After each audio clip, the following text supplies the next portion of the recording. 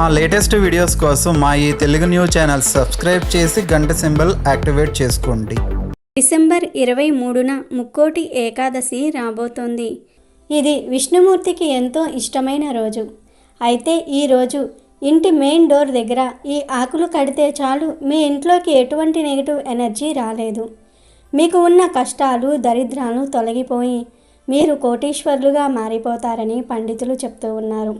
మరి ముక్కోటి ఏకాదశి రోజు గుమ్మానికి ఏం కట్టాలో ఇప్పుడు మనం ఈ వీడియోలో తెలుసుకుందాము. ప్రతి మాసంలో మనకు 2 ఏకాదశులు వస్తాయి. అంటే సంవత్సరానికి 24 ఏకాదశులు వస్తాయి. అయితే ప్రతి ఏకాదశికి ఒక ప్రత్యేకత ఉన్నది. అలాగే ధనుర్మాసంలో వచ్చే శుక్లపక్ష ఏకాదశిని వైకుంఠ ఏకాదశిగా, ముక్కోటి ఏకాదశిగా పురాణాలు తెలిపాయి. శ్రీ వైకుంఠ ఏకాదశి పరమ పవిత్రమైన దినము. సకల జగత్తుకు సృష్టి స్థితిలయకారకుడైనటువంటి శ్రీమన్నారాయణుడికి ప్రీతిపాత్రమైన సుదినము కూడా ఇదే. సూర్యుడు ధనస్సు రాశిలో ప్రవేశించిన ధనుర్మాస కాలమే దేవతలకు బ్రహ్మ ముహూర్త కాలము. ఆ పిదప వచ్చే శుద్ధ ఏకాదశియే శ్రీ వైకుంఠ ఏకాదశి. ఆషాఢ శుద్ధ ఏకాదశి నాడు జగద్రక్షణ చింతన అను యోగనిద్రకు ఉపక్రమించిన శ్రీ మహావిష్ణువు మరలా కార్తీక శుద్ధ ఉద్ధాన ఏకాదశి నాడు మేల్కొని సర్వదివ్య మంగళ విగ్రహంతో బ్రహ్మ రుద్ర మహేంద్రాది ముక్కోటి దేవతలకు తన దర్శన భాగ్యాన్ని ఈ వైకుంఠ ఏకాదశి నాడు అనుగ్రహిస్తాడు. అలా బ్రహ్మ ముహూర్త కాలంలో ముక్కోటి దేవతలు శ్రీ మహావిష్ణువును సేవించుకునే సమయం కావటంతో దీనికి ముక్కోటి ఏకాదశి అని కూడా పేరు. మన 6 నెలలు దేవతలకు పగలు, మరో 6 నెలలు రాత్రి. ఈ ప్రకారంగా దేవతలంతా వైకుంఠ ఏకాదశి రోజు దక్షిణాయనం నుంచి ఉత్తరాయణ పుణ్యకాలానికి అంటే చీకటి నుంచి వెలుగులు చిమ్మే పగలులోనికి వచ్చారన్నమాట. స్వర్గ ద్వారాలను తెరవగానే ముందుగా ఈ కాంతి ఉత్తర ద్వారం నుంచి ప్రవేశిస్తుంది. అందుకే ఈరోజు వైష్ణవ ఆలయాల్లో ఉత్తరం వైపు ఉన్న ద్వారాలను తెరిచి ఉంచుతారు. ఈ ద్వారం గుండా స్వామిని దర్శించుకుంటే పుణ్యం అని భావిస్తూ ఉంటారు. వైకుంఠ వాకిళ్లు తెరుచుకునే పర్వదినమైన ఈ రోజున శ్రీ మహావిష్ణువు గరుడ వాహనంపై 3 కోట్ల దేవతలతో భూలోకానికి వచ్చి భక్తులకు దర్శనమిస్తాడు. రాక్షసుల బాధలు భరించలేక దేవతలంతా ఉత్తర ద్వారం దాటి శ్రీమన్నారాయణుని దర్శించుకుని తమ బాధలు విన్నవించుకున్నారు. అనుగ్రహించిన శ్రీ మహావిష్ణువు ఆ పీడ వదిలించాడని, అందుకే ఉత్తర ద్వార దర్శనం చేసుకుంటే మనల్ని పట్టి పీడిస్తున్న ఎన్నో సమస్యలు తీరిపోతాయని భక్తుల విశ్వాసం. వైకుంఠ ఏకాదశి రోజున శ్రీ మహావిష్ణువుకు దీపారాధన చేస్తే శుభ ఫలితాలు ఉంటాయి. ఈ రోజు చేసే పూజలు దానాల వల్ల ఏడాదిలో ప్రతి ఏకాదశికి చేసినంత పుణ్యఫలం దక్కుతుంది. ముక్కోటి ఏకాదశి రోజు ఉత్తర ద్వార దర్శనం చేసుకుంటే గ్రహదోషాలు తొలగిపోతాయి. అంతేకాదు జీవితంలో ఎటువంటి సమస్యలు ఉండవు. మరి ముక్కోటి ఏకాదశి రోజు పూజ ఎలా చేయాలో ఒక్కసారి తెలుసుకుందాం. ముక్కోటి ఏకాదశి రోజు సూర్యోదయానికి ముందే నిద్రలేచి చక్కగా ఇంటిని శుభ్రపరచుకొని తలస్నానం చేసి శుచి అయిన వస్త్రాలు ధరించి ఇంటి ముందు ముగ్గులు, గడపకు పసుపు కుంకుమ రాసి పూలతో అలంకరించి పూజా మందిరానికి మామిడి తోరణాలు కట్టి ముగ్గు వేసి పసుపు కుంకుమలతో అలంకరించుకోవాలి. పూజా మందిరంలోని విష్ణుమూర్తి పటాలకు పసుపు కుంకుమ చందనం వంటి సుగంధ ద్రవ్యాలతో అలంకరించుకోవాలి. స్వామివారికి పువ్వులు తులసి దళాలను సమర్పించుకోవాలి. ముక్కోటి ఏకాదశి రోజున జాజిపూలతో అల్లిన మాలను విష్ణుమూర్తికి సమర్పిస్తే సర్వ పాపాలు తొలగిపోతాయి, అష్టైశ్వర్యాలు లభిస్తాయి. అలాగే విష్ణుమూర్తికి నైవేద్యంగా పాయసం, తీపి పదార్థాలు, ఆకుపచ్చని పంటను సమర్పించాలి.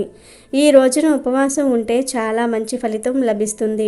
ముక్కోటి ఏకాదశి రోజున 12 గంటల్లోపు పూజను పూర్తి చేసుకోవాలి. ఈ రోజున ఓం నమో నారాయణాయ అనే మంత్రాన్ని 108 సార్లు జపిస్తే మీకు అన్ని విజయాలే కలుగుతాయి. ఈ రోజున విష్ణుమూర్తి లేదా వెంకటేశ్వర స్వామి దేవాలయాన్ని దర్శించుకుంటే చాలా మంచిది.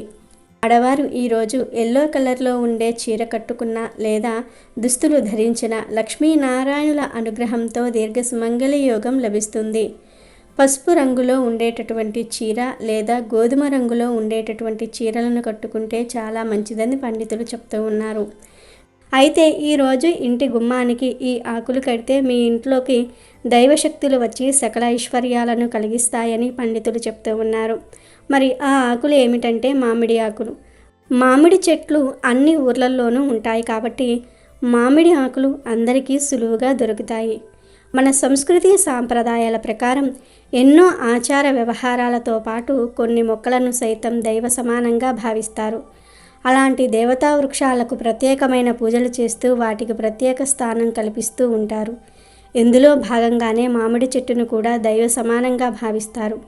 ముక్కోటి ఏకాదశి రోజు పసుపు దారానికి మామిడి ఆకులను కట్టి ఆ తోరణాన్ని ఇంటి ప్రధాన గుమ్మానికి కడితే ఏమైనా వాస్తు దోషాలు ఉంటే తొలగిపోతాయి. అలాగే ఇంటిలో నెగిటివ్ ఎనర్జీ తొలగిపోయి పాజిటివ్ ఎనర్జీ దైవశక్తులు వచ్చి అన్ని శుభాలే జరుగుతాయి. ఇంట్లో ఏమైనా దుష్టశక్తులు ఉంటే పోతాయి. అలాగే సకల దేవతల అనుగ్రహం కూడా కలుగుతుంది. అంతేకాదు మామిడి ఆకులను చూస్తే మనస్సు ప్రశాంతంగా ఉంటుంది. ఇంట్లో ఉండే గాలి శుభ్రమవుతుంది. తద్వారా చక్కని ఆరోగ్యం కూడా లభిస్తుంది. ఇంట్లో ఉండే ఆక్సిజన్ శాతం పెరిగి స్వచ్ఛమైన గాలి మనకు లభిస్తుంది. ప్రేమ, సంపద, సంతాన అభివృద్ధికి మామిడాకులు ప్రతీక. ప్రతి ఒక్కరి జీవితంలో చాలా ముఖ్యమైనవి ఈ మూడే. అందుకే మామిడాకులను ప్రతి శుభకార్యానికి ఉపయోగిస్తారు. ఇది మన పూర్వీకుల నుంచి కాదు, మన పురాణాలలో కూడా మామిడాకులకు ఎంతో ప్రాముఖ్యత ఇచ్చినట్టు గ్రంథాల్లో ఉన్నాయి. మామిడి తోరణాలు ఇంటికి కొత్త కళ తీసుకురావటమే కాదు, ఈ ఆచారం వెనుక సైంటిఫిక్ రీజన్ కూడా ఉన్నాయి. శుభకార్యాల సమయంలో బంధువులు ఇంట్లోకి రావటం వల్ల ఎక్కువ మంది ఒకే చోట చేరితే ఇంట్లో గాలి కలుషితమవుతుంది. మామిడాకులకు ఆ గాలిని శుద్ధి చేసే గుణం ఉంటుంది కాబట్టి శుభకార్యాలు, పెళ్ళిళ్ళ సమయంలో మామిడాకుల తోరణాలు కడతారు. అలాగే మొక్కలు కార్బన్ డైఆక్సైడ్ పీల్చుకొని ఆక్సిజన్ వదులుతాయి కాబట్టి అప్పుడప్పుడైనా సరే ఇంటికి మామిడాకులు కట్టడం వల్ల స్వచ్ఛమైన గాలి పీల్చుకునే అవకాశం దొరుకుతుంది. చాలామంది వేపాకులు, రావి ఆకులు కూడా కడతారు. కానీ ముక్కోటి ఏకాదశి రోజు మాత్రం ఈ ఆకులు గుమ్మానికి కట్టకూడదు. కేవలం మామిడి ఆకులు మాత్రమే కట్టుకోవాలి. ఎందుకంటే తోరణంగా కట్టే వాటిల్లో ప్రధానంగా మనం మామిడి ఆకులకే ఫస్ట్ ప్రయారిటీ ఇచ్చారు మన పెద్దలు. ఆ తర్వాత శ్రేష్టమైనవి వేపాకులు.